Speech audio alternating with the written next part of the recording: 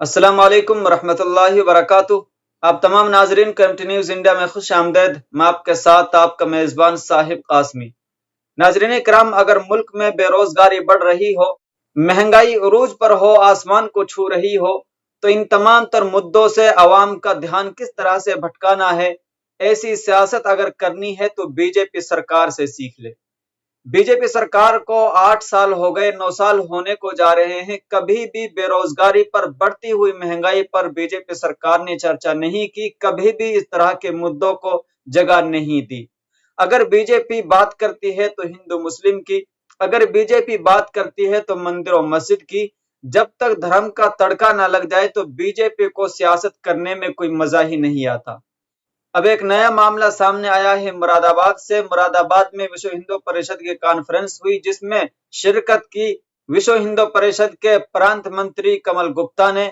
उनसे जब उदयपुर घटना के बारे में सवाल किया गया तो जहां उन्हें इस तरह के मुद्दों की निंदा करनी चाहिए थी, मजम्मत करनी चाहिए थी, वो तो नहीं की। अलबत्ता उन्होंने उदयपुर घटना को लेकर के विवादित बयान दे दिया, जज्बात में आ गए और कहा कि अगर हमारे एक आदमी को मारेंगे तो हम 10 को मारेंगे।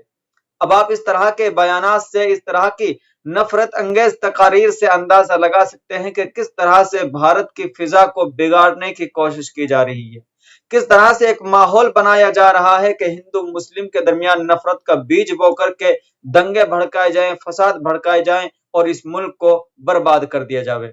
हिंदुस्तान ने भी इस न्यूज को लिखा है, आप स्क्रीन पर देख सकते हैं, लिखा है हमारे एक आदमी को मारेंगे तो हम 10 को मारेंगे। हिंदुस्तान ने भी इस खबर को लिखा है और आप स्क्रीन पर देख सकते हैं, यही वो कमल गुप्ता हैं जिन्होंने उदयपुर हत्याकांड पर ये विवादित बयान दिया है। लेकिन अफसोस की बात यह है कि इस तरह के बयानों पर कोई कार्रवाई नहीं होती। यही वजह है कि बेलगाम इस तरह के लोग लगातार नफरत अंगेज तकारीर और नफरत अंगेज बयानात देते रहते हैं। अगर इसके बरखिलाफ किसी मुस्लिम शख्स की जानिब से, मुस्लिम युवा की जानिब से इस तरह का कोई बयानबाजी होती है तो उस पर कार्रवाई भी होती है, उसको अरेस्ट भी किया जाता है, उसके खिलाफ FIR भी दर्ज होती है।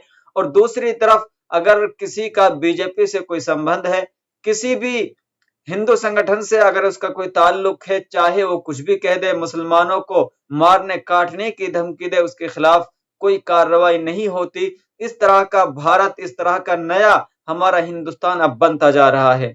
आप इस तरह की तकारीर से अंदाजा लगा सकते हैं कि मुल्क किस तरफ जा रहा है और किस तरह से माहौल को खराब करने की कोशिश की जा रही है। तो नाजरीन किराम, आपकी इस खबर के मुतालिक क्या राय है, हमें कमेंट बॉक्स में अपनी राय का इजहार जरूर करें। अस्सलाम वालेकुम रहमतुल्लाहि व बरकातुहू।